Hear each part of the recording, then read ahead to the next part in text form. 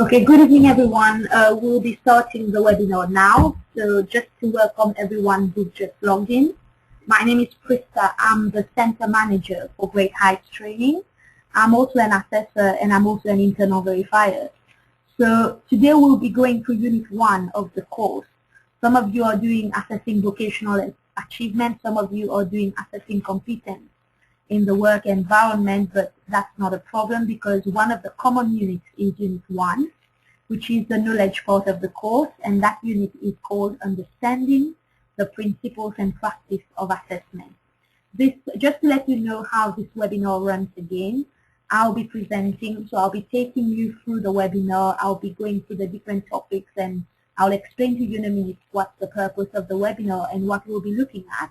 And then if you have any questions, you can just type it in the question or the chat box.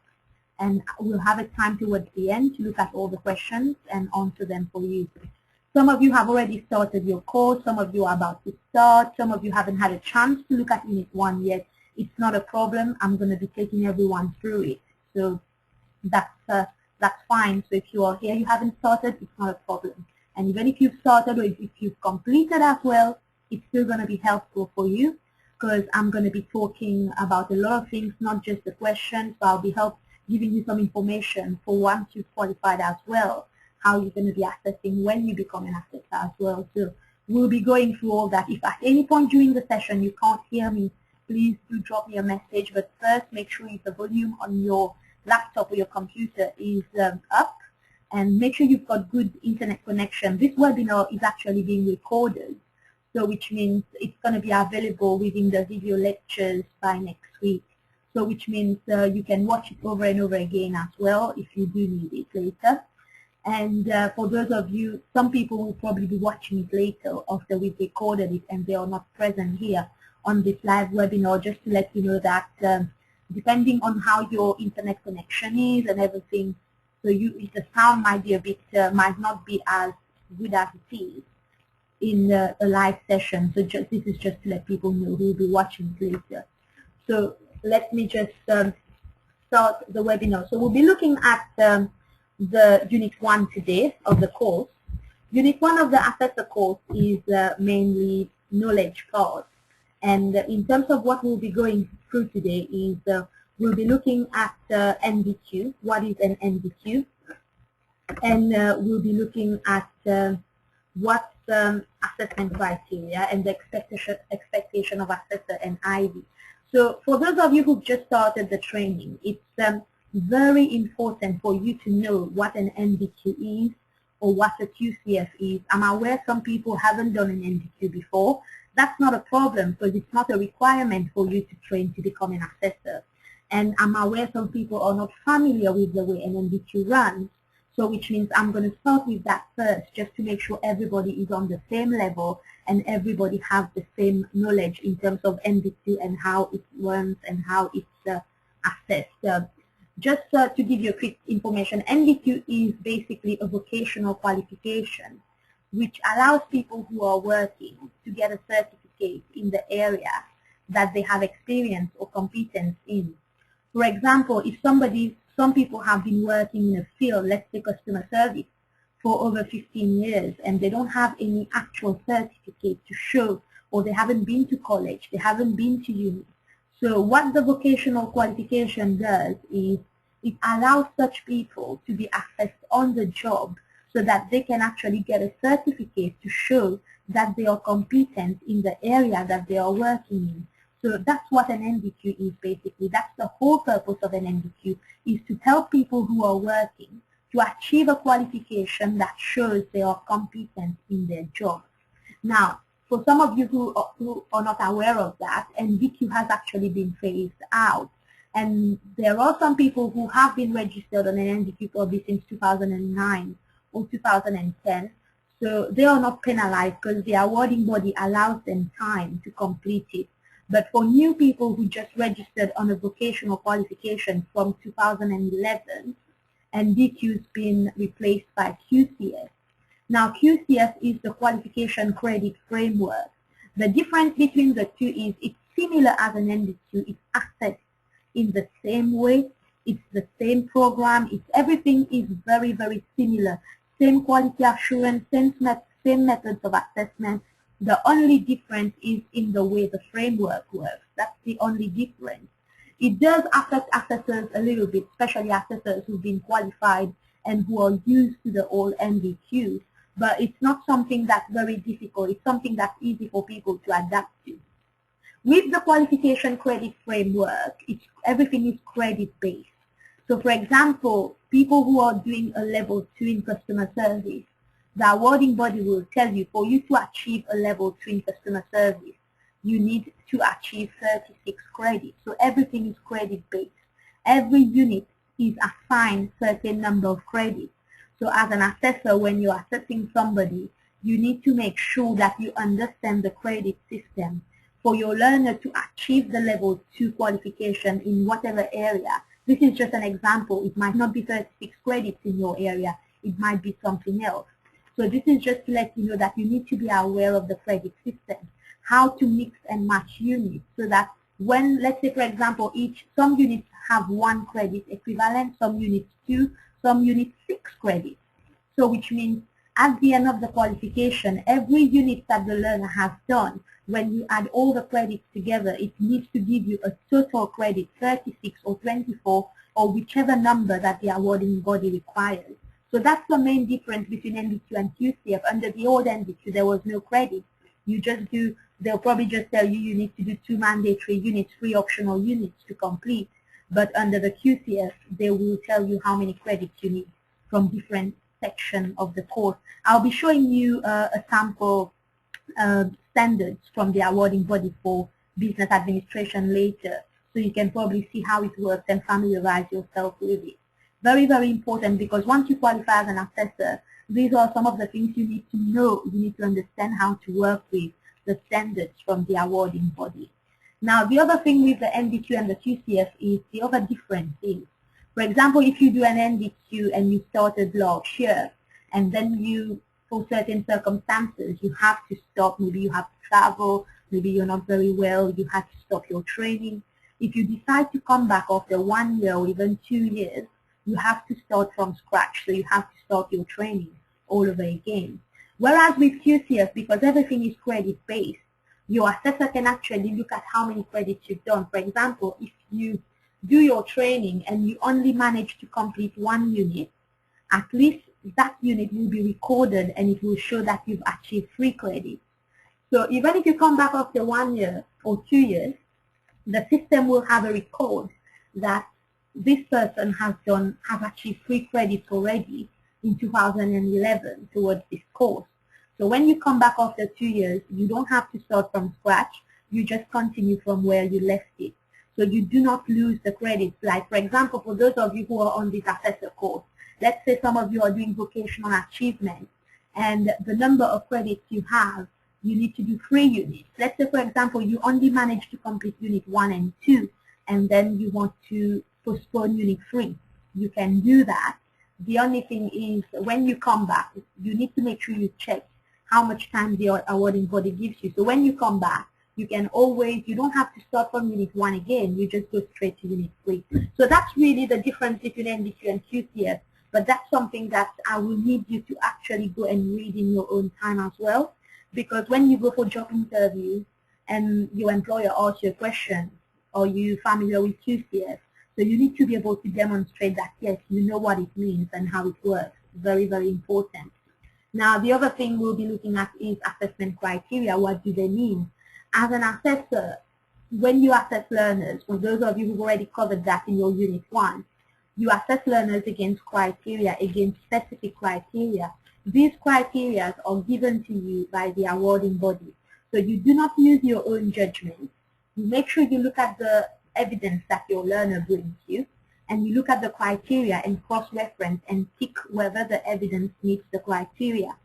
So as an assessor, even as a trainee assessor right now, you need to understand what assessment criteria are, how they work, because once you have an understanding of that, whatever evidence you do during this training or whatever assignment you do, I guarantee you will do it very well, because you will know what's expected of you. You are expected to meet the criteria. So this is some of the things we'll be going through. We'll also look at the expectation of the assessor and the IV. Like, for example, your assessor who's assessing you, you need to know what your assessor is expecting so that you can provide the relevant evidence. And you need to know what the IV is expecting as well, because your assessor doesn't have the final say on your completion. Your assessor is not the last person who's going to be looking at your work and signing it off for certificate. The internal verifier is the person who's going to be looking at your work final and decide whether the work is enough for you to be certified so that you can be a qualified assessor. So you need to know what both the assessor and the IV requires from you. So that's basically an overview of what we'll be looking at. Now, what I'm going to be showing you quickly is first thing you need to do for those of you who just started, you need to understand how to log into your ePortfolio. You already have the link, you already have your username and password. So by now, I would expect that everybody has actually logged into their ePortfolio and have a look around just to see how it is. Some of you, it's the first time you are using an ePortfolio. It's no problem. Everybody has a first time. So which means just take your time, make sure you log in, you have a look around, you familiarize yourself with it. You can't do anything wrong to it. So just do whatever you want. You can try anything, click on everything, and make sure you get used to it. So what I'm going to quickly do right now is, if you just keep watching at my screen, make sure you can see my screen. So first thing I will do is I will go for people. Remember I said in the beginning, some of you are using the Smart Assessor ePortfolio system, and some of you are using the VQ Manager. So I'm just quickly going to show for the Smart Assessor, and then I'll go to the VQ Manager. And those of you who are on VQ Manager, please bear with me. I'm quickly going to do that. So for those of you who are using Smart Assessor, once you log in, this is what you see. This is like a menu. So what we need to do is click Courses. Once you click on My Courses, it's going to take you to your ePortfolio. This is somebody who's already completed, so you don't need to worry about that.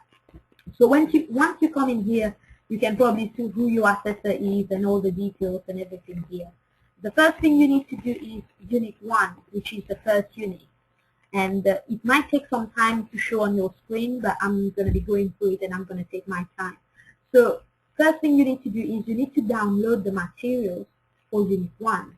So all you need to do is, can you see, if you see the download materials here, click on that arrow. Once you click on that arrow, it will bring up a list of different documents that's available for you. Some of them are zip folders.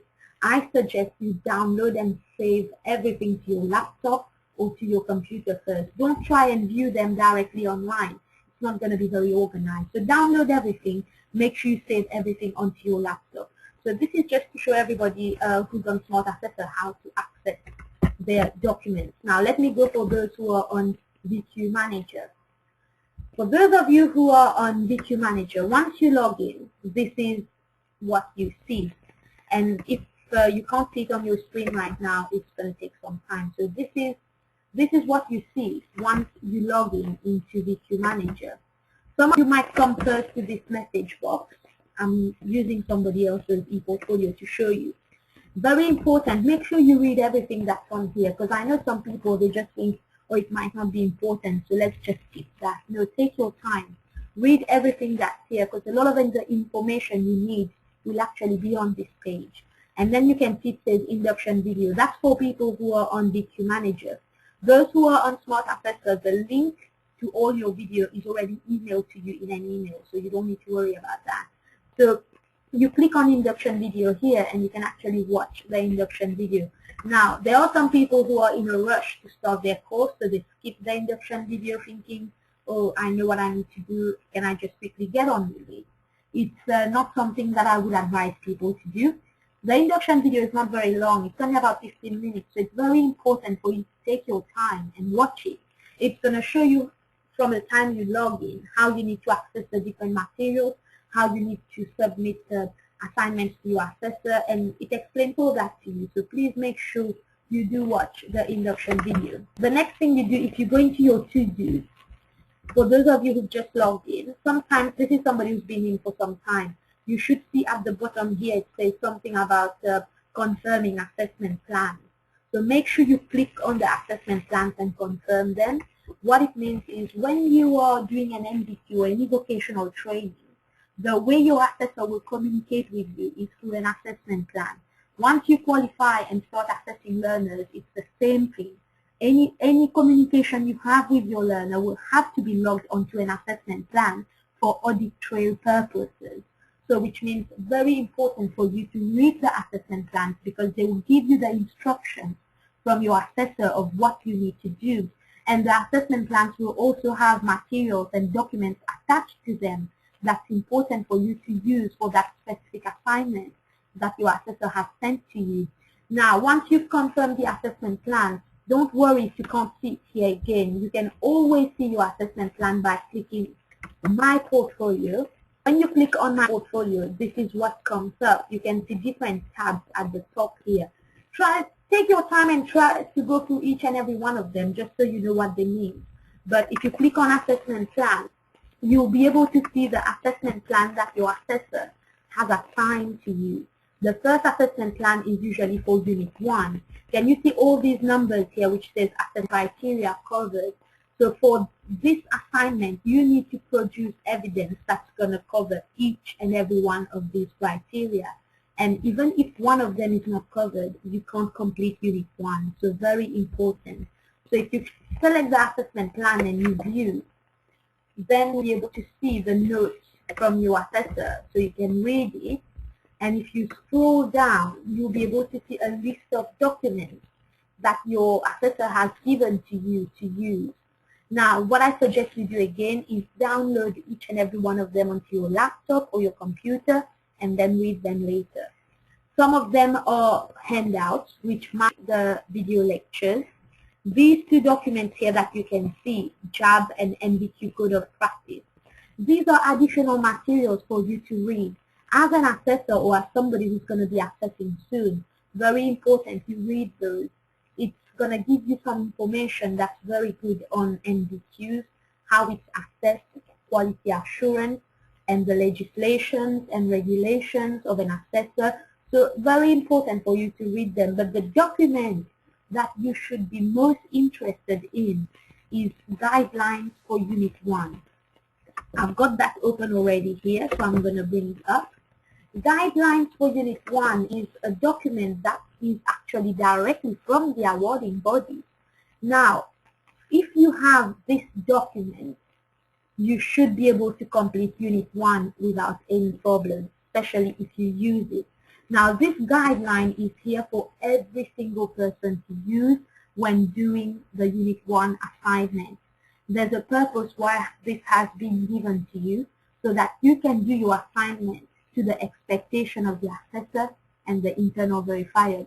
This guideline, like I said, comes directly from the awarding body, so it's very important for you to use it.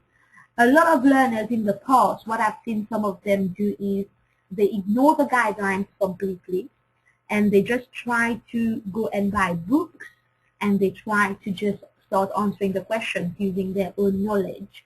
You might have been an assessor before, you might have a very good knowledge, but you still need to use the guidelines because it's best if you do everything from start right rather than trying to do it by yourself. And then when it gets to your assessor has to send it back to you and tell you to go and read the guidelines and answer the questions again. It's a waste of time for yourself and for the assessor. So it's best if from the beginning you follow this guideline when you're answering your questions. Now I'm going to go through the questions and I'm going to tell you what's expected of you, what your assessor expects of you, and how to actually write your answer. The other thing is what you need to be aware of is a level 3 qualification. So the expectation from the internal verifier and the awarding body is very high. They expect you to be able to write very well. They expect you to be able to communicate your thoughts, to communicate whatever you think on paper very well. That's one of the requirements because it's a level 3. Even if you have any problems, it's not something that I'm saying is going to penalize you, but speak to your assessor about it. But I just want to let you know what generally the awarding body said to us. Because it's a level 3 qualification, they expect the answers to demonstrate knowledge. They want to see that you've got deep knowledge. Unit 1 is the basis of assessment. It's the foundation. So if you can understand Unit 1 very well and you demonstrate very good knowledge in Unit 1, it's the same knowledge that you will be applying in Unit 2.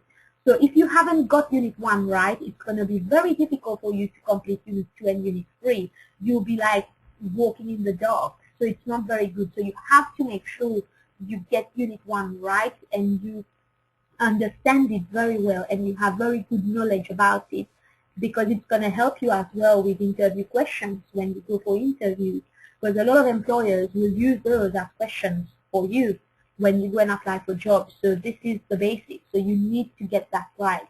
The other thing that I wanted to just point out quickly is that some people, when you look at the guidelines, some people have asked me, oh, this looks like the answer. It is the answer for the question, but it's not it. It's not everything. So which means there's still scope for you to build on that and add your own knowledge and your own understanding to it.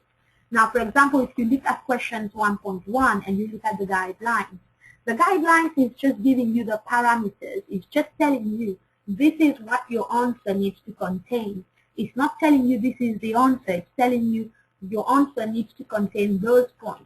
So which means now you need to then use that, understand it, and then write it in your own way. Write it in your own words. When you write it, one thing that I would stress about again is bullet points are not allowed in Unit 1 answers. So you're not allowed to write in bullet points. You have to use full sentences. You have to write like you're writing a report or answering like an essay question. Now, I'm not saying you should write 1 page or 2 page, no, far from it. As long as you answer the question, your answers have to follow all these points, and your answer shows that you've got knowledge, then that's it, that's fine. I'm going to show you a sample answer from somebody else, so you can probably have a look at how the person answered their question, and then kind of compare it with what you've done already. And if you think you can still improve what you've done already, you can do that, that's no problem. So this is just to tell you that the way it's set out here in the guidelines, that's not the way you are recommended to write. You're supposed to just, this is just to guide you, it's a guideline, it's just here to support you, it's just here to tell you this is what the assessor is looking for, this is what the awarding body is looking for. Then it's down to you to make sure you understand it and you apply it in context of the question and answer it in your own words. And you need to make sure that when you answer the question, you are actually answering the question. Let me explain what I mean. If you look at question 1 here, it says explain the function. And if you look at question 2, it says define. Question 3 says explain. Question 4 says identify. So by reading the question, first thing you need to do is you need to read the question and understand what the question is asking you for. If the question says explain, when you write your answer, you need to actually explain. Your answer needs to reflect that you are explaining. You can't just write, if you wrote your answer like this, bullet points, this is not explaining. This is just listing. If something says list, then you can do bullet points because it's asking you to list a number of things. But the question here is saying explain. The question says define. When the question says define, it means it wants you to give a definition of different things. So you need to understand that that's the key principle. Even as an assessor, once you qualify, I will show you later, you need to understand the way that questions are written or the way that assessment criteria are written, and you need to be able to interpret them so that when you're writing your answer, you can actually say, yes, I've hit that, I've explained it. So when a question says explain, make sure you explain, you don't just list. When a question says define, make sure you actually define, you give a definition. Even if you have to use a dictionary, even if you have to use online websites, do that, it's not a problem. Explain it, define it, write the definition, but reference your work. Write exactly which website you've used, or which book you've used, or which dictionary you've used. And then once you've defined it according to the dictionary, then start breaking it down in terms of your own understanding of what it is. Because your assessor wants to see that you're not just using a definition from a dictionary, but you're explaining it in your own words as well, showing what you understand from that. So make sure you understand the questions before you answer them. Because if you don't understand the question, you just go and answer them, it's going to be wrong. So that's the role of the guidelines. So make sure you follow the guidelines. The guidelines start from the first question and it goes all the way till the end. But what I'm going to do is I'm going to quickly go through the questions and tell you what expected of you. So if you're writing things down, I'm going to go quite quickly just to make sure we have enough time for questions. So just make sure you write things down. So quickly, 1.1 here is asking about the function of assessment in learning and development. So what's expected of you here is, what as an assessor, what I'll be looking for, I will want you to explain to me what you understand by assessment first. You can see here the guidelines talk about initial assessment, summative assessment, there's also formative assessment. So you will need to explain first what you understand by assessment. The mistake that a lot of learners do here, some learners start talking about assessment planning.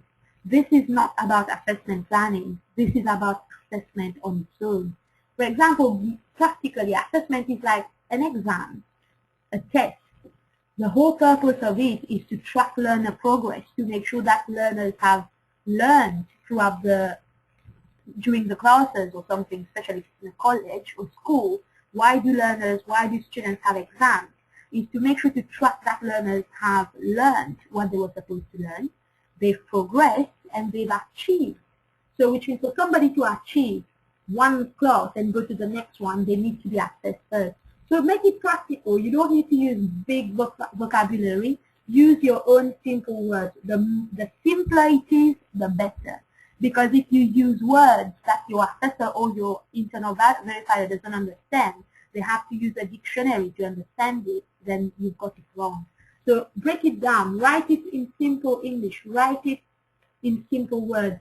If you want to quote dictionary, quote it, but then explain it in your own words as well. So here I want you to tell me what assessment means, the 3 different types of assessment, and then talk about assessment in learning and development. Assessment in learning and development, the answer is there.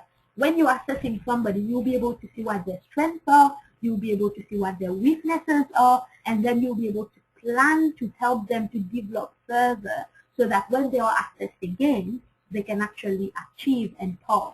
This is what the answer should look like. I'm just giving you some ideas, but you need to write it in your own words. Next one is define the key concepts and principles of assessment.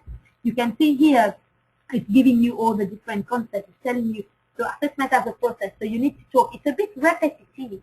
So you're talking again about assessment in terms of looking at the assignments of learners, comparing it to criteria to make sure they've achieved.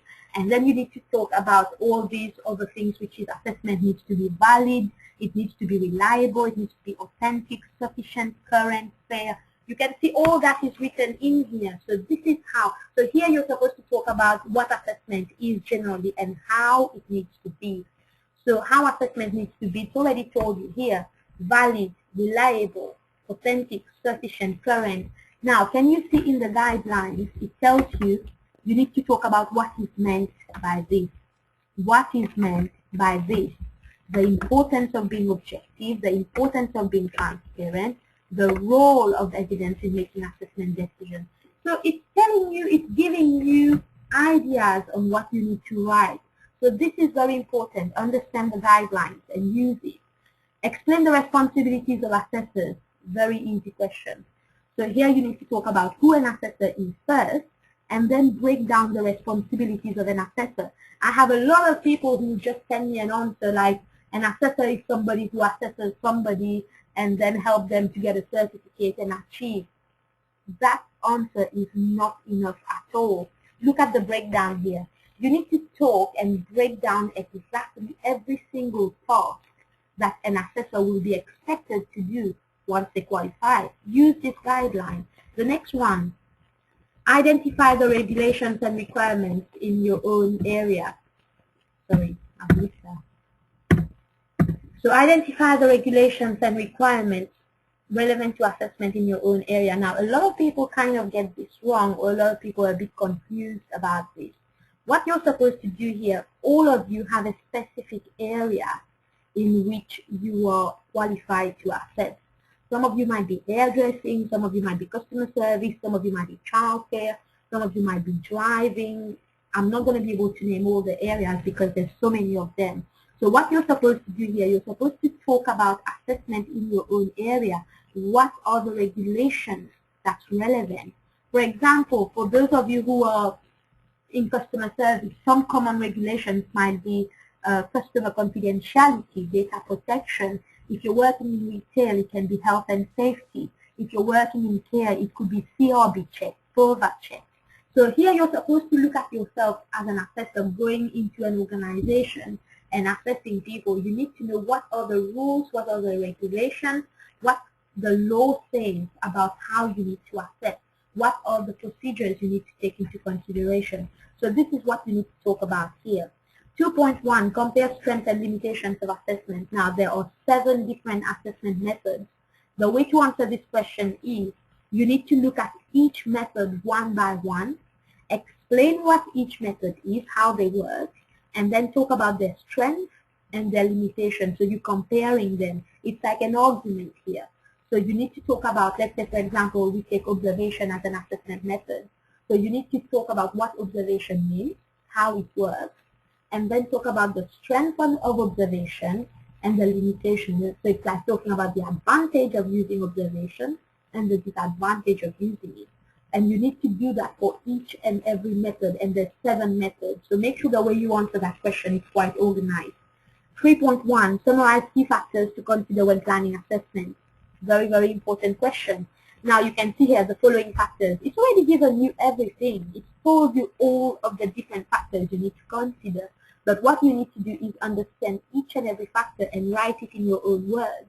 So when planning assessment, the different factors I'll be looking at is this and this and this. So explain each and every one of them, because you need to show you understand it. You can't just copy from here and paste it.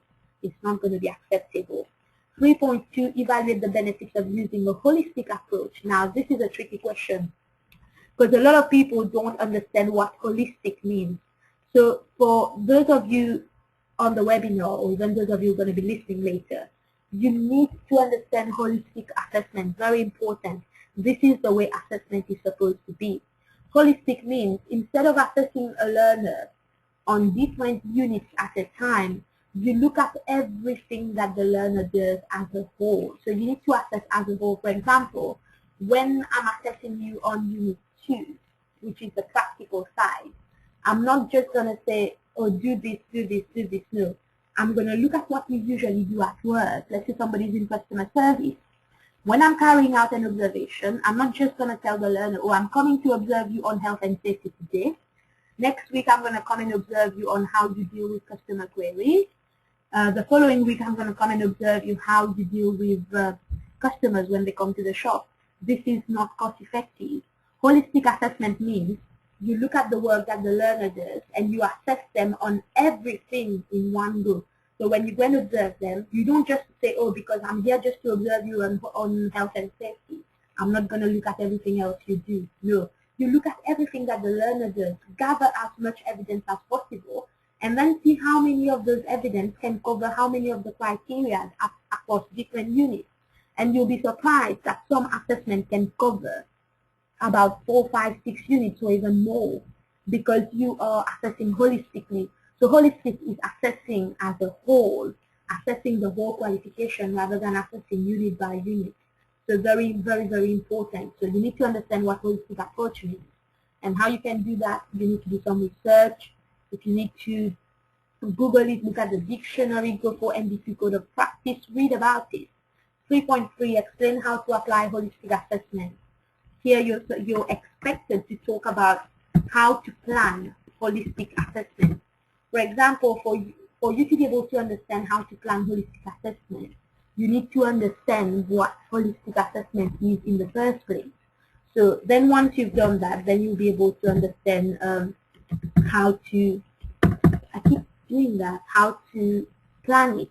So what you need to look at here, it tells you need to how to plan assessment so that a variety of required evidence can be derived from one assessment.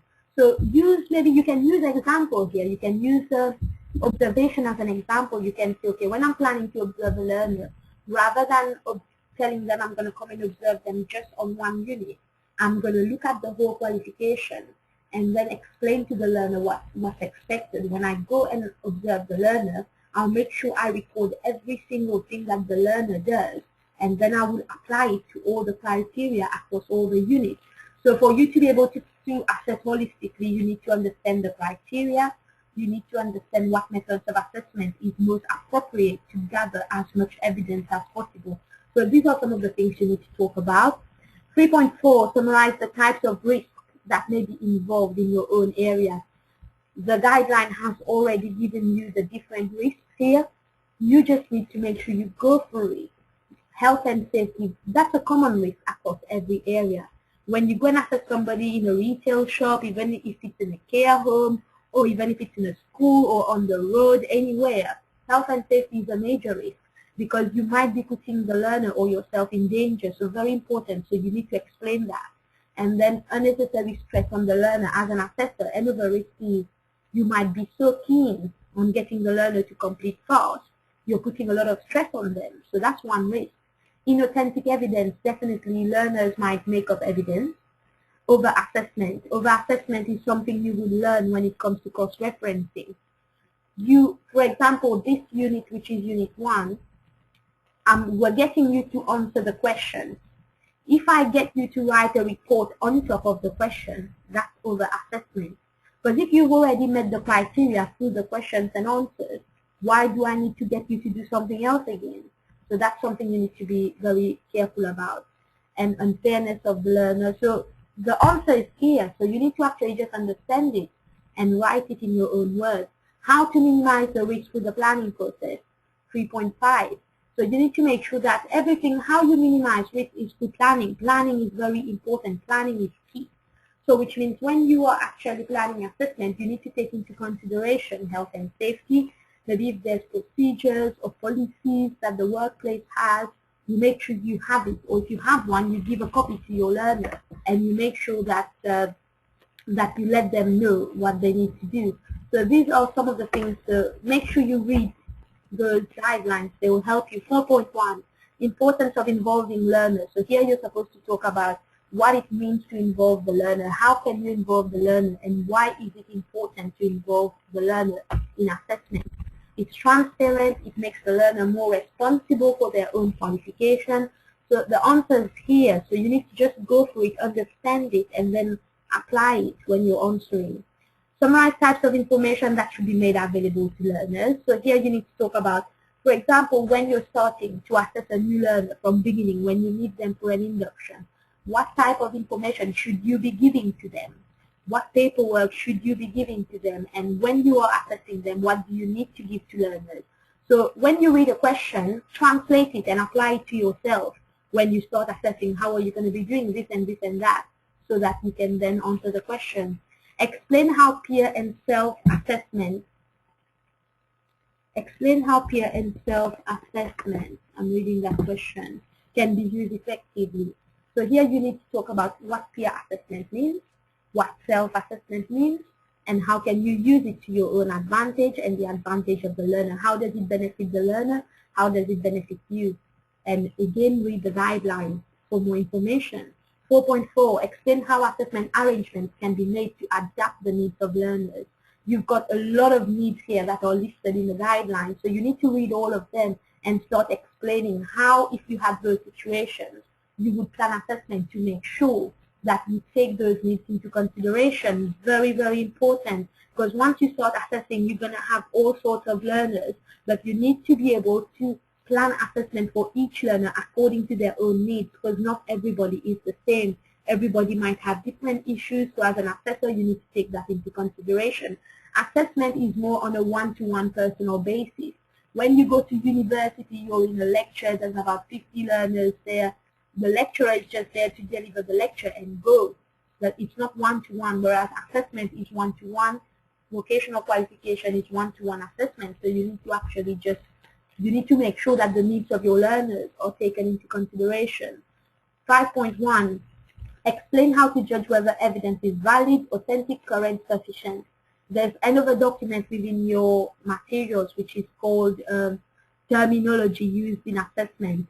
That document will break down each of these for you and will explain what they mean. So you need to actually read that to answer this question. And you need to explain for each one of them. Explain how to ensure that assessment decisions are made against criteria, valid, reliable, fair. You can see here It's telling you what you need to do. You need to explain how do you, like for example, if your learner gives you an assignment, how do you make sure that you correct the assignment not using your own judgment, but using criteria? How do you make sure that that assignment is valid? How do you make sure the evidence that your learner gives you is reliable and it's fair? So you need to put yourself in the place of the assessor here and then answer the question. 6.1, evaluate the importance of quality assurance. So here you need to talk about quality assurance, standardization, observation, induction. So here you can see there's some information here. You need to understand what quality assurance means first. Quality assurance is there to make sure that every center works towards the standards that's acceptable to the awarding body, to make sure that learners get the quality of training that they are supposed to get, to make sure that assessors are doing their job properly, to make sure that learners are well supported, to make sure that everything is standardized. So this is what quality assurance is, and for more information on that, I would recommend you read the document which is MBQ Code of Practice. There's a lot of information on quality assurance there. 6.2, summarize quality assurance and standardization procedures in your own area of interest. So here you need to talk about, for example, if you are into health and social care, so you need to talk about some of the standardized way of assessing in that area will be, if you are an assessor, health and social care or child care or youth work, if you're assessing in an area where you work with vulnerable adults or children, one of the standardized things is you need to have a CRB, updated, up-to-date CRB check. And if you're working with vulnerable people, you need to have a PROVA check as well. So that's some of the standardized procedures. The other thing might be standardization in your own area, for example, customer service. You need to look at your area and what's required. For example, you might need to, for example, if assessors working in that area need to have gone through certain health and safety training or consumer protection training. So you need to look at your area here and look at what is the requirement. Some of you, if you are in sectors, there are a lot of sectors who have a body that represents them. For example, if it's hairdressing, there should, all hairdressers in the UK should be regulated by a certain body, especially if they are professional. So that body will have those information that you need for this question. Same thing for business administration. Here I think most of the things will be confidentiality, data protection, health and safety. So 6.3, summarize relevant procedures when there are disputes. Here you are expected to talk about the appeals procedure. So for you to get more information on the appeals procedure, look at the MBQ Code of Practice again. Make sure you read it. Here you are supposed not to just say appeals procedure. You need to explain and break down what the appeals procedure is. 7.1, the importance of following procedures for the management of information. Now, a lot of people, when they answer that question, they talk about how information needs to be managed. But here the question is not asking you to explain how information needs to be managed. It's asking you to explain why is it important for information to be managed.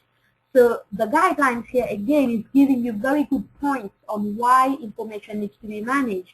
So now you need to talk about it and explain it better and make sure you understand it before you start writing your answer.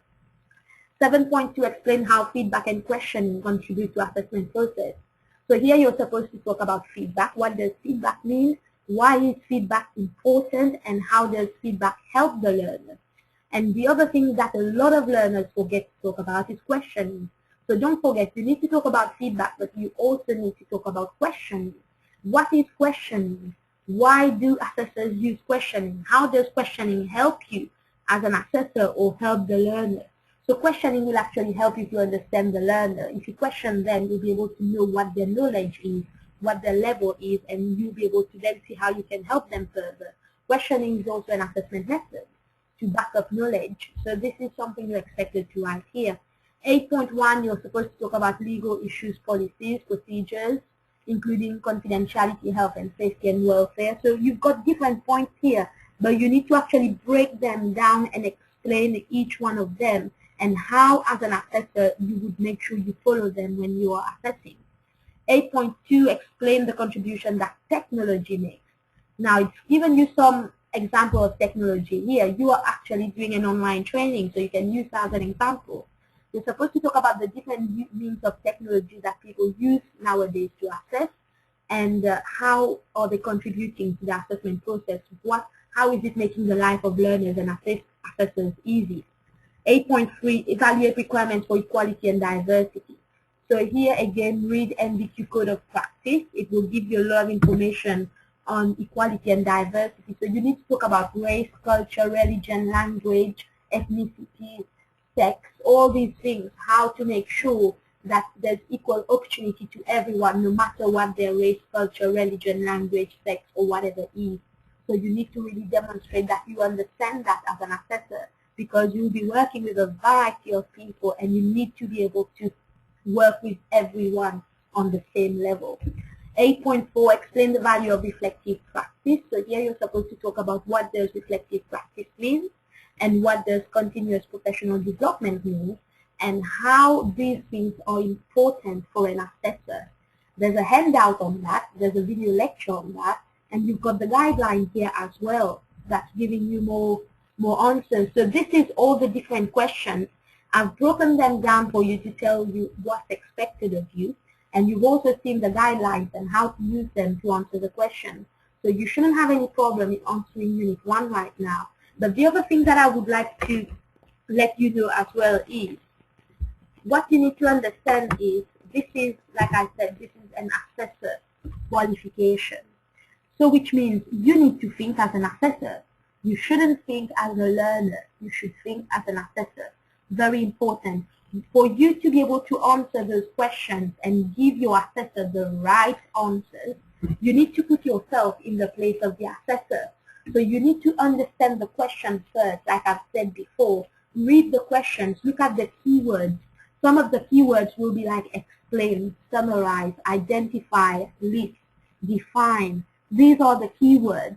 If you understand the keywords, you'll be able to understand the question and you'll understand how to answer the question. Now, the other thing you need to know is, for those of you who started already, you know that evidence needs to be sufficient and reliable. So when you are providing an evidence to your assessor or when you are answering the question, you think about it first as an assessor yourself. Is it sufficient? If you were an assessor and somebody submitted that answer to you, would you accept that as sufficient answer, as sufficient evidence for that person to complete this unit? So you need to think like an assessor. You need to think that way. If you don't think as an assessor, you won't be able to understand this. You won't be able to do the required, what needs to be required of you to complete it. So this is an assessor qualification. So you need to think as an assessor. You need to assess yourself, definitely. You need to assess yourself. You need to look at your answers before you even submit them to your assessor. Don't think that, oh, I'm just learning, so I'm just going to write whatever and send it to my assessor. Let them look at it. If there's anything they want me to change, they will let me know. Even though your assessor will do that, but it's in your best interest for the quality of your work to be up to standard. It's best if you think as an assessor first and assess your own work first. And how you do that is, all of you should have a copy of this, which is the qualification standard. So you should be able to see it on your screen right now. This is the qualification standard. This is an overview of the course. It comes directly from the awarding body. So all of you should have that. If you haven't read that yet, make sure you go and read it. You need to be familiar with this. You need to understand the qualification you are doing. You need to understand how an awarding body will write up the standards for the course. Because once you start assessing, you'll be using a lot of these standards. I want to skip to the part where you can actually see the assessment criteria. So you can see here, this is Unit 1. And this is what you are being assessed against. These are the criteria, 1.1, 1.2, 1.3, 1.4. I'm sure you recognize them because they are the questions that you're actually answering are the criteria. So for you to be able to complete this unit, your assessor needs to be able to tick off each and every one of these criteria. Now, unless the assessor is happy that your answer actually explains or answers that question in a sufficient way, the assessor is not going to sign it off. Now, some of you who probably already experienced that. Your assessor can get back to you, can send work back and forth to you over I don't know how many times, as many times as it's required until it's perfect. Your assessor will do that. And some of you might get frustrated. Why is the person sending my work back all this time? The reason being, it's not enough to demonstrate that you've met this criteria, and that's what the IB is going to be looking at. So which means it's best if in the first place you get everything right. If your assessor decides to be a bit flexible with you and accepts your answer and signs it off, once it gets to the internal verifier might not be happy with it. And if it comes back to you at that stage, I'm sure you'll be very, very frustrated. So you need to make sure it's best if we get it right at the assessment stage rather than at the verification stage. So don't worry how many times your assessor sends your work back to you, but for that not to happen, use the guidelines, read the questions, understand the criteria yourself. And when you are answering the question, before you submit it to your assessor, read your answer and assess your answer yourself as an assessor. And don't be, I know because it's your own answer, you might not be very objective, but try and be objective. Do as if you are the assessor and look at the criteria and compare your answer to it and make sure that, oh yes, I'm sure my answer is correct. If I was an assessor, I would tick that off. So make sure you do that. Now, I'm just quickly going to skip to Unit 2. I know you haven't started Unit 2 yet, but I want you to understand how to read assessment criteria and understand them. These are the criteria for Unit 2. 1.1, under 1.1 you've got A, B, C, D, E, F, G. You've got 7. Under 1, you've got 1.2, you've got 1.3. When you are putting your evidence together for Unit 2 or even for Unit 3, read the standards, read the criteria, know what you are being assessed against, and make sure that once you put the evidence together, assess them yourself first. You cross-reference them first, and make sure that you've met each criteria before you submit it to your assessor. This is how you're going to get good at assessing. If you can assess your own work, you'll be able to assess the work of your learners once you qualify. So make sure you do that. So I just wanted to show you that. I'm quickly going to give you an example of, like I said before, of a qualification. This is business administration. Now, for those of you who are not doing business administration, don't worry, it's the same procedure. If you are doing customer service or whatever field you want to assess in, you need to make sure you've actually downloaded the standards for your field.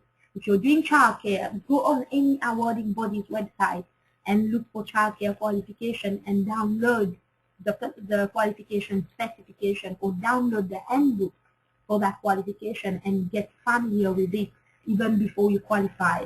Because once you qualify, at least when you go for interviews, you'll be able to talk about what you're going to assess. You will be able to say that, oh yeah, I've got the standards, I know the different units, I understand how many credits the person needs to have. So make sure you do that. Very, very important. Go and download the qualification for the course that you want to do. Now, this is business administration. You can see here there's 2 mandatory units. The learner, so the awarding body will tell you exactly what's mandatory and what's optional, so you don't need to worry about that. Whatever is mandatory, the learner has to do if they don't have a choice. Then they've got optional units. You can see here 29 optional units, and the learner can actually choose when it comes to optional units. Now, can you see here, barred optional units? This is something that's new in QCS, so you need to understand that. There are some units that don't work with each other. They are called the rules of combination. If you want to write this down, rules of combination, write it down and go and research about it. Because if somebody is choosing 5 units from the optional unit, the awarding body might tell you they are only allowed to do this unit and not do that unit. So you need to understand how to mix and match. Very, very important. Now, can you see here, to achieve the qualification, learners must achieve a total of at least 9 credits. This is what I was talking to you about before, credit-based. And then the awarding body themselves will tell you 5 credits must be achieved by completing the mandatory unit, and a further 4 credits must be achieved from the optional unit. So it's giving you ideas here on how to mix and match the unit and how to put the credits together. So you need to go and read this document. So download the one for your course and read them. Very, very important. Try and understand them right now. Let me pick one unit here. I just want to show you how the one unit will look like and how does assessment criteria move. Because if you understand that, you'll be able to assess, you'll be able to plan assessment, and you'll also be able to assess your own work right now at this stage. So you should be able to see the qualification right now. So when you open the unit, it gives you the reference number, QCF, the name of the unit, what level it is, guided learning hours, credit value. It gives you a lot of information. Some of them might not even be relevant.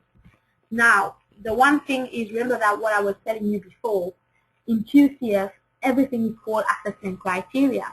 It's down to you as an assessor to look at them and then decide which one is knowledge, which one is performance, so that you can choose which method of assessment to use.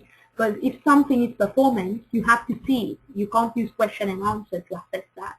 So read the criteria. So these are the different criteria for this course. Identify, describe, explain, explain, explain, identify, explain. All these, they are all knowledge. If you look at them, when you read them, you yourself will know. Common sense, it's knowledge. But look at this one. Locate and select equipment needed for a task. Use equipment following manufacturers' and organizational guidelines. Use equipment minimizing waste. Keep equipment clean and hygienic.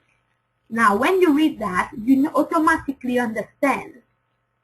You need to observe that. You need to use performance. This is not knowledge. You need to actually see the learner doing it. So all this can be covered through an observation or work products or just anything that's to do with performance assessment. So you need to understand the different methods of assessment as an assessor and group them into what methods can be used to assess knowledge and what methods can be used to assess performance. Usually methods for you to use to assess knowledge will be question and answer, professional discussion, and probably sometimes learner statement can help. When it comes to performance, it's mainly observation. Observation is the biggest one. Witness statement, you can get a manager to give a statement that the learner actually does that. Work product, if the learner can demonstrate through a work product, this is how they do it. Like here, you can use pictures. The learner can use pictures.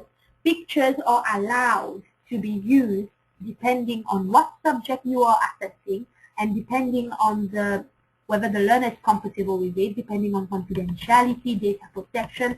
As long as nobody else is in that picture, if it's just the learner with a piece of equipment and they are showing you how they are cleaning equipment, picture can be used here. So this is just to show you, and picture is qualified as work product. So that's what I want you to do. I want you to go and make sure you go through different awarding bodies or different courses, standards, read them, understand them, especially look for your own. If you have any problems in finding them, email your assessor, but look for it. You need to be able to do that. This course is a course that's here to equip you to become an assessor. So there's a lot of independent learning here. There's a lot of things that you need to take control and be proactive about, because that's what's going to help you to be a very good assessor and get a job once you qualify. So make sure you do your research, you go on the different awarding bodies criteria, make sure you look for your course, so you need to make sure you do that. Be proactive about your training. Don't wait for your assessor to give you all the information. Do your research, show interest in knowing how an assessor works, what an assessor does, and do it. And remember what I said, you need to think as an assessor. When you are providing evidence, when you are doing anything, put yourself in the place of your assessor before you submit it. Make sure you check it first and you are happy with it as an assessor. This will help you as well to start looking at assignments and looking at criteria and making a decision. This will help you because this is what you'll be doing practically when it comes to assessing learners. And remember, once you submit your assignment to your learner, your assessor will actually give you feedback, and if your work is good, your assessor will be happy with it. If your work is not good, the assessor will probably tell you to go and make some changes. So I want to quickly show you something right now, if it does come up.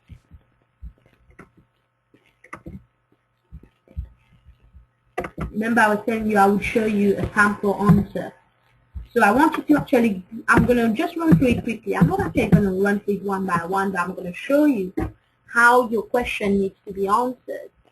And then you can actually then tell me what you think. If you compare this to what answer you've ever written for your question, and let me know, don't let me know, but you think about it. Now, this is the first question, 1.1. Explain the function of assessment in learning and development. This is the answer of the person. Now you can see she hasn't written 5-10 pages. She hasn't done that. But the answer is actually, she's actually answering the question. So as long as, remember what I said, as long as you answer the question, then you'll be able to actually understand it. So any questions that you have, just start writing them. I'll be going through questions and answering your questions in 2 minutes once I've gone through this. The other thing is I'm just going to scroll down, 1.2, 1.3. So you can see this is the structure. She's writing it down. She's not doing bullet points. She's explaining. This is 2.1. Remember the one I was telling you about. Now this is more for people who are on Smart Assessor. Those of you who are on VQ Manager, you don't have that problem because you just type your answer in the space provided. But this is just to show you the structure so you can actually type in that way. When it comes to this one, definitely in VQ Manager, you're not going to have a table, but you can take one method at a time, explain them, talk about their strengths, talk about their limitation. Now look at this. This person explaining each method one by one and talking about the strength and the limitation. And think about your own answer, what you wrote. Whether now, when you look at this, do you think the answer what you wrote was enough for you to complete or pass? Summarize key factors when planning assessment. You can see here that she's gone through everything and she's explaining everything. She's used the guidelines. She has used the guidelines, so don't be afraid to use the guidelines. And this is, she's still answering the questions. So I want to show you some places where she's probably referenced.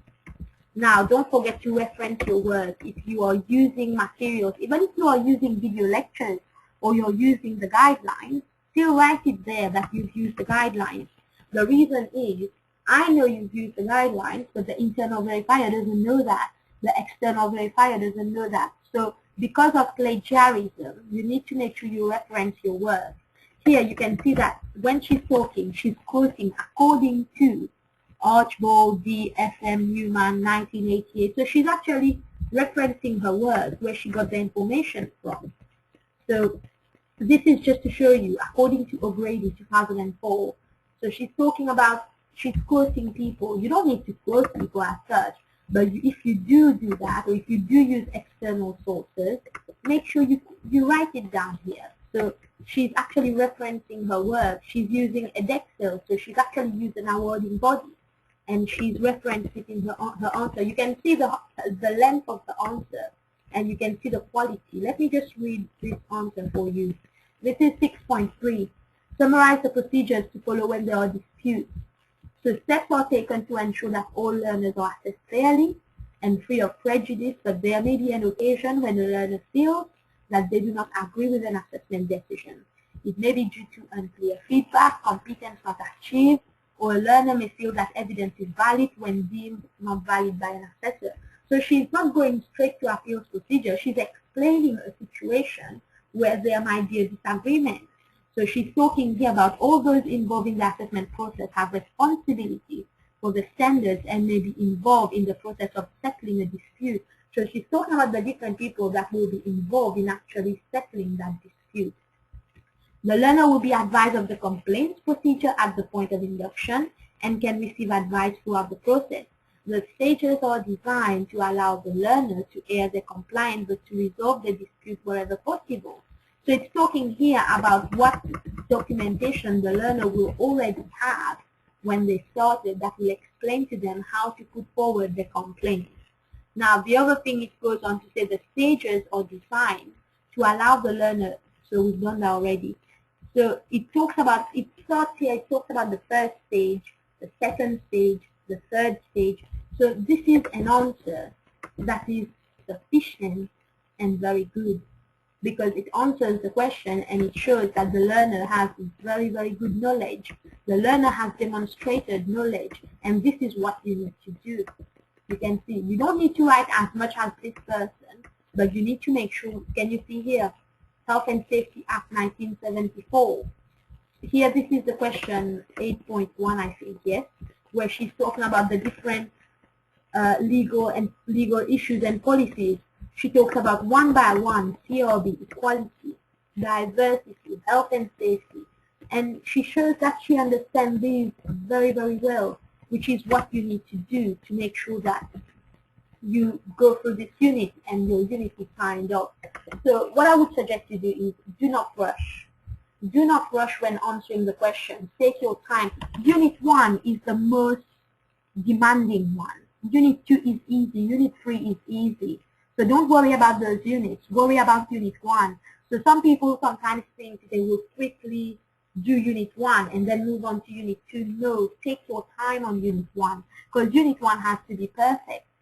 Sometimes when you do your assessment, I think when it comes to cross-referencing, you might see it says that sometimes each criteria is assessed 3 times using 3 different methods of assessment. This is not compulsory. It depends on the center or the awarding body. For example, in your case, Unit 1, you are only being assessed once using only one method of assessment, which is question and answer.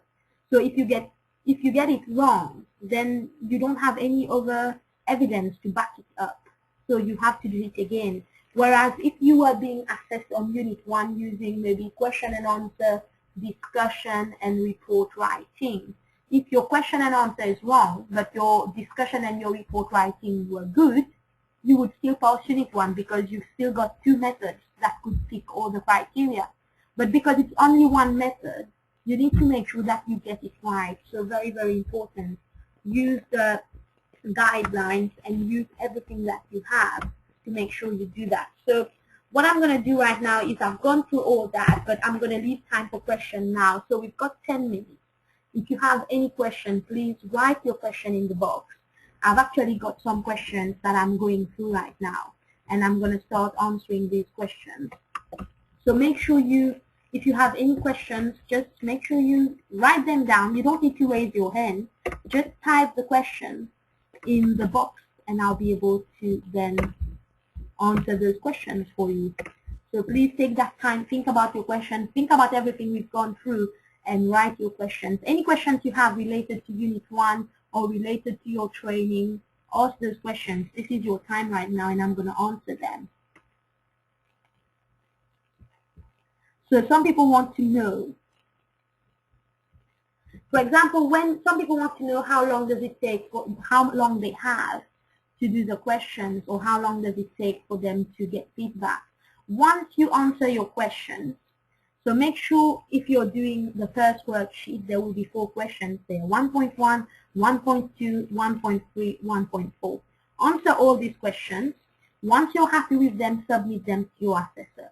Once you submit them to your assessor, within a week of you submitting that, which is within 5 days, your assessor will send you feedback to tell you whether they are happy with it. If they are happy with it, they will send it directly for verification. They will sign it off.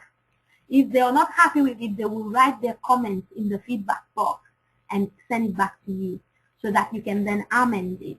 From the time that you get the question back, I would suggest within 2 or 3 days, amend it and send it back to your assessor. If you leave too much time, then it's like you will forget some things, or you might be too busy, and it just makes your training drag a bit more. But if you are very busy, it doesn't matter how long you take to submit the question back to your assessor. Your assessor will wait for you. They won't rush you. But for me, I would advise people, if you get some questions sent back to you with action, within 2 or 3 days, try and redo the questions, or whatever action your assessor has given you, do them and send them back to your assessor so you can get your feedback and you can move on. NVQ requirements. NVQ, if for any reason, any document that I've shown you during this presentation, you can't find them in your e-portfolio, please send me an email and let me know which document you don't have, and I'll make sure I send them to you. You can email me on office@greatheightstraining.co.uk. So email me and let me know whatever document you don't have. But the document you should have under Unit 1 should be, you should have all the different handouts. You should have the level 3 qualification specification, which is the standard for the course that you are doing, which is the assessor course. You should have guidelines for Unit 1. You should have a document called JAB, Joint Awarding Body. You should have another document called NVQ Code of Practice 2006. And you should have terminology used in assessment. The documents are available. If you go into my portfolio, for those of you who are on Smart Assessor, you can go to download materials, you'll find them. For those of you who are on VQ Manager, go to my portfolio, click on Assessment Plan. Look for the assessment plan, which is Unit 1, Assignment 1. View that assessment plan. All the documents should be attached to that assessment plan, and you can download it there. So have a look at it again, and if you can't find anything, please, if there's any document you can't find there, email me and let me know, and I'll make sure I send them to you tomorrow. So do let me know about that. Now, some people are asking, where can I get a copy of Level 3 Qualification Handbook? If you're talking about the Level 3 Qualification Handbook for this course, for this assessor course, it will be attached to your first assessment plan, your Unit 1 assessment plan. So make sure you have a look there. If you don't find it, email me, but it should be there. Or look at your induction assessment plan. Between one of those two assessment plans you already have right now, it will be there. But if you're talking about the qualification handbook for the courses that you'll be assessing once you qualify, like customer service or business administration, you need to go onto City and Guilds website. That's the easiest one. So you go to cityandguilds.co.uk, you click on qualifications, you type the name of the qualification that you want to assess, for example, Level 2 in hairdressing. It will bring up the different qualifications. Choose the one you want and download the handbook from there. What is the website to download a copy of the assessment criteria for the students? I think I've just answered that question, which is to go to City and Guilds website, look for the qualification, and download the handbook from there. So that's where you're going to be getting all this. The guidelines, can you suggest a reference book? Okay. A reference book that I can suggest to you will be the Principles and Practice of Assessment. Let me type it on my screen so you can probably have a look at it. You can write it down. So I'll type it on my screen now.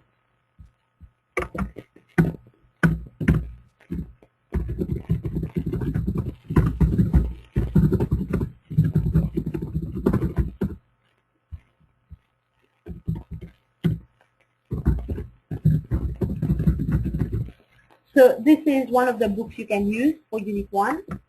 This author is very good when it comes to NVQs, petals, and things like that. So look for any books that she's written. She's also written a book which is called Completing Your TAQA, which is this course that you are doing, Assessor Qualification. So you can look for this author. She's very good at the books that she has are very relevant. So you might want to look at that. I'm just going to keep going through the different questions right now. The guidelines that you have, for those of you who want to know where the guidelines came from, the guideline for Unit 1, it comes from the City and Guilds website. So you can actually log on to City and Guilds website, look for the assessor course qualification. If you download their handbook, you will see the guidelines there. So make sure you can check it out there. So that guideline comes directly from the City and Guilds website, for those of you who wanted to know. Compare the strength and limitation of a range of assessment methods with reference to the needs of individual learners. Yeah, that's question 2.1. Somebody has a question on that. Here what you're supposed to do is you're supposed to look at all the 7 methods of assessment. For example, let's look at observation. I'm just giving you one example for the answer.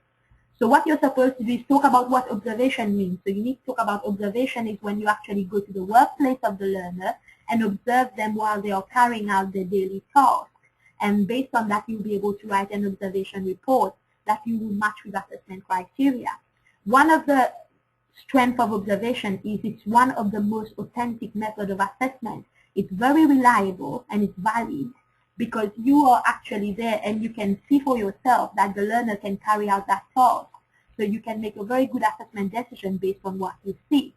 One of the limitations of that method of assessment is confidentiality and data protection. Sometimes in certain areas you might not be allowed to observe everything, especially in care sector, health and social care. When the learner is taking care of their service users, not all the time you might be able to observe. And the other thing is if you look at the learner might be shy. The learner might be very shy. So when you are observing them, some learners might be stressed, which makes them make mistakes.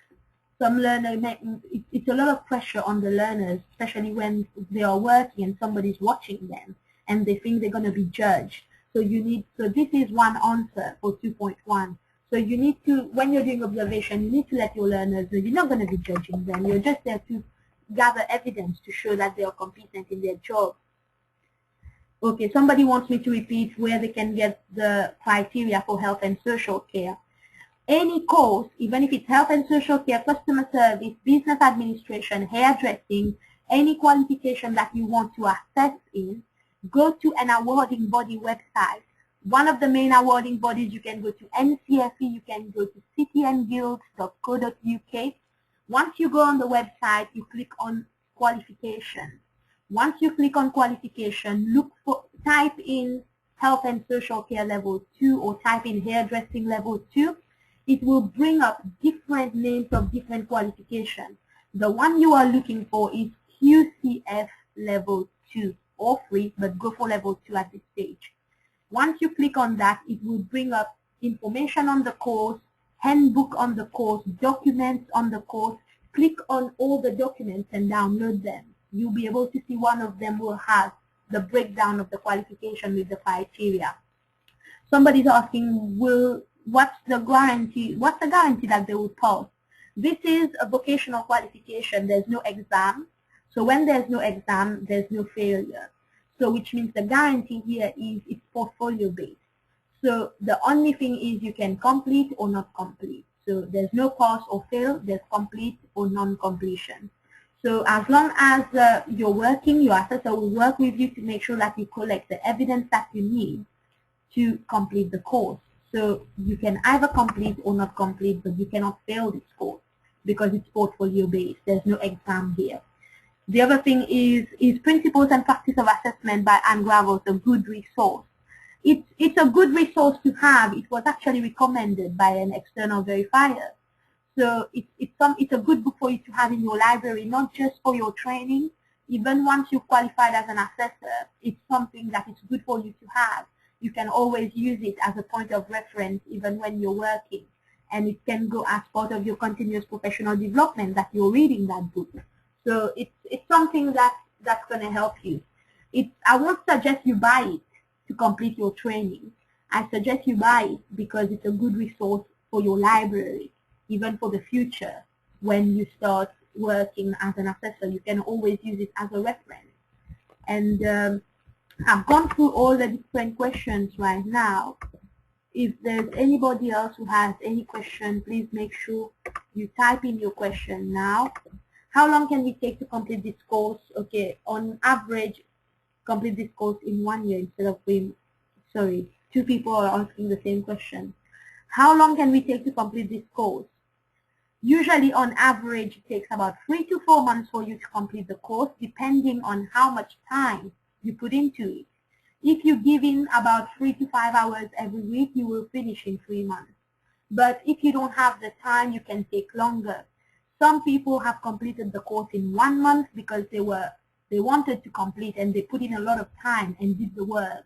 So which means However long it takes for you to complete is completely down to you, depending on how quick you go through the assignment, how quick you submit them to your assessor. So you decide that. Is there any difference if I complete this course in 1 year instead of 3 months? If you complete the course in 1 year, it's a waste of time in a way. It's not something that's not possible, but we need to also look at the awarding body. If you're registered on this course, you won't be able to register on any other course with that awarding body within that year. And then things change. Remember, before, it used to be called the A1 award, and that was in 2010. Within 1 year, it changed to the level 3 in assessing competence in the work environment or level 3 in assessing vocational achievement. So the assessment world is always changing. There's no guarantee that it's not going to change next year. So that's why the sooner you can do the course, the better, so you can get started with working and getting some hands-on experience.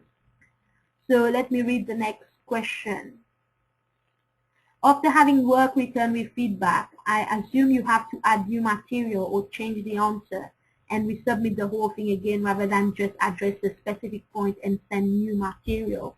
Okay, this is good. When you, for example, when your assessor gives you feedback and they tell you your answer is good but you're supposed to talk a little bit about this, add a bit more to your answer, you don't need to change your answer all over. You leave the first answer that you did, you leave the comment from your assessor, and you write your new answer below the comment. So which means you just add the new things that you need to add. So you don't need to write the answer all over again because the old answer will still be there. Just add whatever new material you want to add in so that you don't have to go and change the answer again. So I hope that answers the question. Okay, let's keep 2 more minutes. So if you've got any more questions, I've only got 2 minutes more for you. If there's no more questions, I'm going to finish this webinar so that everybody can go on and start answering the questions. And remember what I've said, if you have any document missing, email me or email your assessor. Don't just tell us, I've got something missing. Tell us exactly what you are missing.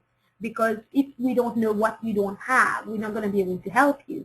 So try and be specific in whatever material you don't have. If you have any problems when you communicate your problems, please be specific so we know exactly how to help you. If you just send general queries, it's not going to be easy and your assessor might miss the point.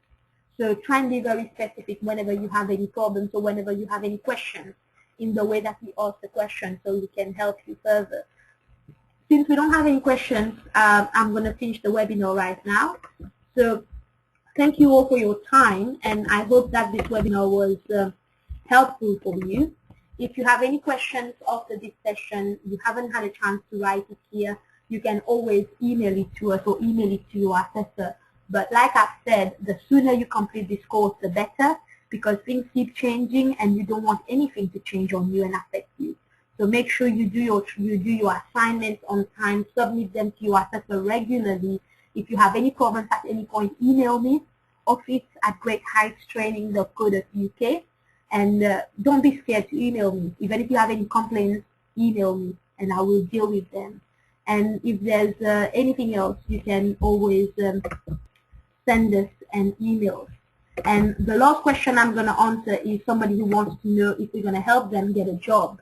Once you finish your training, what we usually do is most of our assessors, to tell you the truth, most of our training assessors, they start looking for work once they've completed Unit 1. So you can do that as well. You don't need to complete your course before you start looking for work. You can start applying once you've completed Unit 1 or Unit 2 because you've got the knowledge and you've got everything. And some companies don't mind employing training assessors, knowing that you'll be completing within 2 weeks or 1 month. So you can do that, so you can test the market and you can probably go for some interviews just for experience to know what type of questions they will ask you.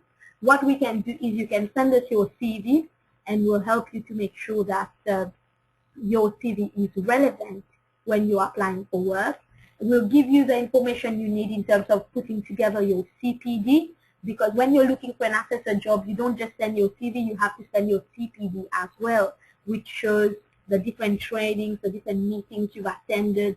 This is something that you can write on your CPD, that you've attended a webinar on how to understand Unit 1 and how to assess Unit 1. You've actually done that right now, so you can put that as part of your CPD. So this is something we'll do. The other thing is we have some recruitment agencies who specialize in recruiting assessors that we work with. So if you need them, we can give you their contact so you can actually register with them. Another workplace to look for work, very important, if you're an assessor, you're training to be an assessor, make sure you are on LinkedIn.